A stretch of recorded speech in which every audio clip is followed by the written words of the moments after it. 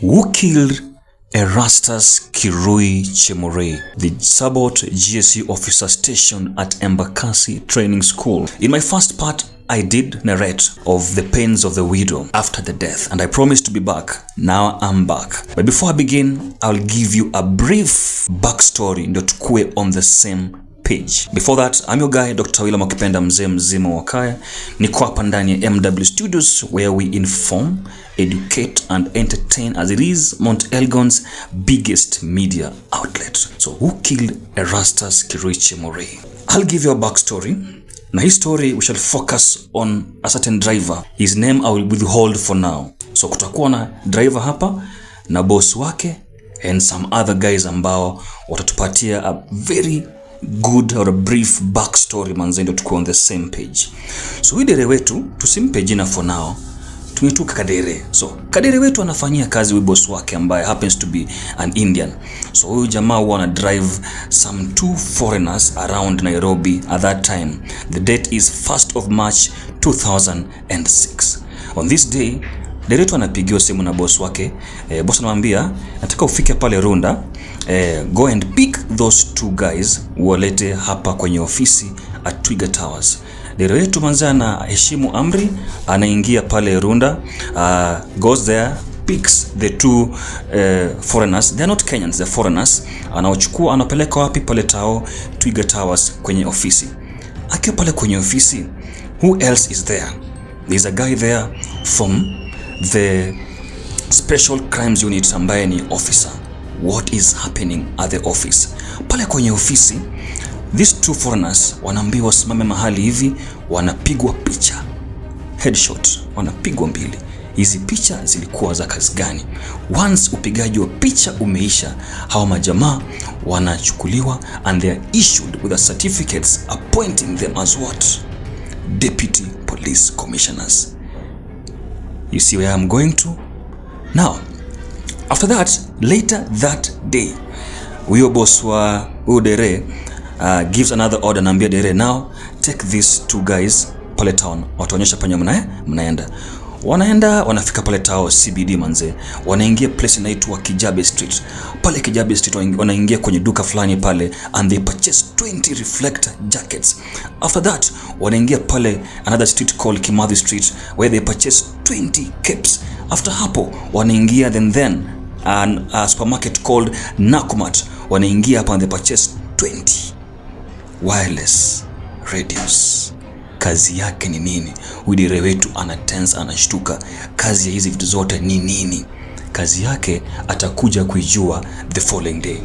The following day, 2nd of March 2006, ule boss wetu anapigia dere wake simu. Anamwambiaje? Nataka kuja hapa kwa ofisi tena.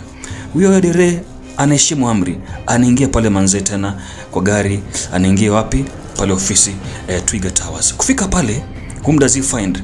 Number 1, the boss. Number 2, those 2 foreigners. Number for now, ama kufikia sasa umeanza kuguess majina ni nani. And number 3, he finds other friends of these foreigners.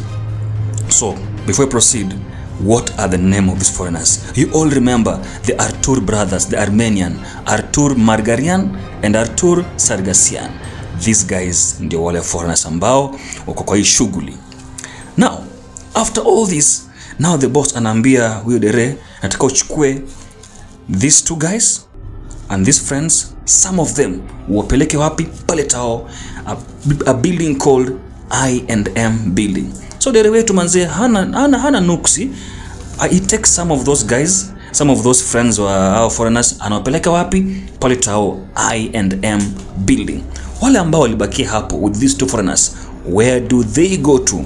Hawa jamaa wanachukuliwa by then presidential escort. Jina lake lilikuwa linaitwa nani? Kirimi. Anawachukua at that time. Na they drive towards where? Likoni Road, ndani ya Toyota Lexus KAQ 010W. Pale Likoni Road, where are they going to? You guess right. These guys head towards what you call the Standard Media Group. Hii kikiwa ni 2nd of March 2006. You all know what happened the following day kwenye ripoti za habari. What had happened the following day ni kwamba these guys, when they went pale Standard Media Group, they carried out one of the largest siege attacks on one of Kenya's biggest media houses. Jamaa waliingia pale wakaharibu vitu pale ndani. What was the reason? They took that media house hostage that night. What was the reason? Reports are kwamba walikuwa wametumwa pale na gava, because gava ilikuwa imeshuku the media was about to leak some very sensitive information. Now, unajiuliza hii story yote ina link namna gani na story ya our guy Chemorei? Now, nataka uchukue hii story yote, ishikilie vizuri na weke wapi? Kando.